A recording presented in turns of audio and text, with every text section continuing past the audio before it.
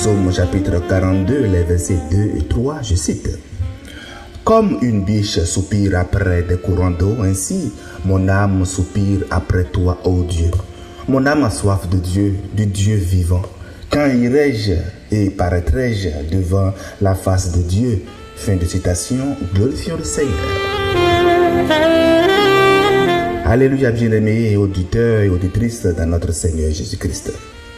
Le psaume dans lequel est issu notre verset de jour, le psaume 42, est attribué aux fils de Corée. Les fils de Corée, ce sont des Lévites et chantres dont la vocation était de servir au temple de Jérusalem par le chant, la louange et l'adoration. Mais au moment même où ces mots sont écrits dans notre verset, le psalmiste se trouvait loin de tout cela. Exilé peut-être dans la région du mont Hermon au nord d'Israël, lorsqu'on lit le verset 7 du chapitre, on le voit très bien. Le psalmiste est coupé du sanctuaire, séparé de la communauté des adorateurs et privé de ce lieu-là même où la présence de Dieu peut se manifester de manière tangible. Je vous le présente ainsi pour que vous compreniez la portée donc du verset. Et pour un serviteur du temple, pour un lévite, c'est une double douleur de ne pas être présent donc l'exil géographique et l'exil spirituel même. Il exprimait donc clairement au travers du verset que sans l'Éternel, sans toi Seigneur, je ne peux pas vivre. Le verset nous dit, comme une biche soupire après des courants d'eau, ainsi mon âme soupire après toi, ô Dieu. La biche, vous le savez, c'est un animal très rapide et associé à la vitalité. Lorsqu'on voit le Cantique des Cantiques, le chapitre 2, le verset 9, et aussi Habakkuk 3, le verset 19, on sait que ça dit « L'Éternel, le Seigneur est ma force. Il rend mes pieds semblables à ceux des biches. » Nous connaissons ce chant de Marcel Bongo qui dit « Je veux me réjouir dans le Dieu de mon salut. » Excusez ma voix. Et quand on le continue, ça dit « Il rend mes pieds semblables à ceux des biches. Il me fait marcher. » Bon, vous le savez très bien.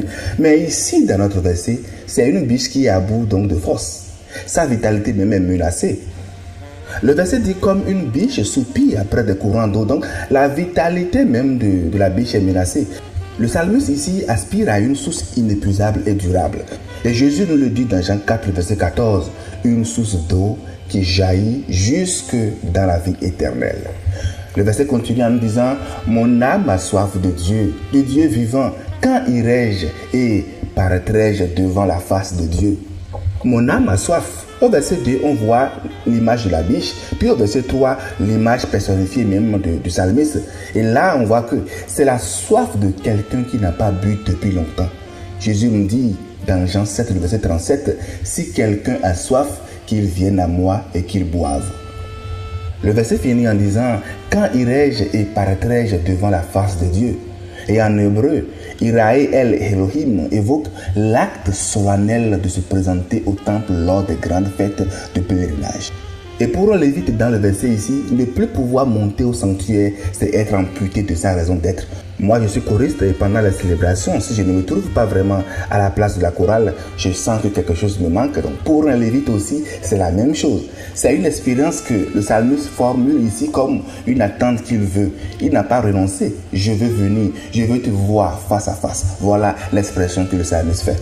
Bien-aimé dans le Seigneur, les deux versets nous enseignent que la soif de Dieu est une grâce.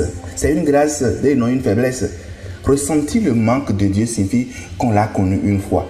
Un cœur mort ne soupire pas. Une âme qui n'a jamais goûté la présence de Dieu ne peut jamais ressentir ce vide-là qu'on a. Vous savez, quand on n'est pas à la place qu'il faut, des fois, on sent ce vide-là. Et c'est ça, comme une biche qui soupire. Nous aussi, nous avons besoin de cette présence donc de l'Éternel.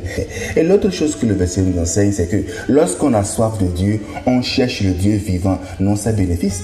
Remarquez bien dans le verset la précision du psalmiste.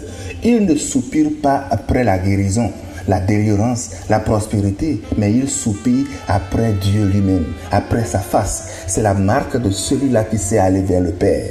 Chercher le donateur plus que le don même. Chercher la présence plus que la provision. Et Matthieu 5, le verset 6 nous confirme que heureux ceux qui ont faim et soif de la justice, car ils seront quoi? Ils seront rassasiés. Avant de clore cette méditation, laissez cette question habiter votre cœur aujourd'hui en vous disant, est-ce que ma soif de Dieu est-elle encore vivante? Non pas la soif d'une bénédiction, non la soif d'une réponse à un problème, mais la soif de lui, le Je suis, la soif du Créateur, de sa face, de sa présence, de sa voix. Et si cette soif-là est assoupie, peut-être sous le poids des habitudes, des routines, des activités qui remplissent nos journées sans nourrir nos âmes, c'est le jour pour vous de Dieu Seigneur de ranimer en vous cette soif-là. Et pour finir, bien-aimés, notez que la biche ne survit pas sans eau. Et notre âme aussi ne peut pas s'épanouir sans notre Seigneur. Aujourd'hui, ne cherchons pas seulement des réponses, mais cherchons aussi la présence de notre Seigneur, le Dieu vivant. Bonne méditation et agréable journée à toutes et à tous dans la présence de notre Seigneur Jésus-Christ. Alléluia chez vous.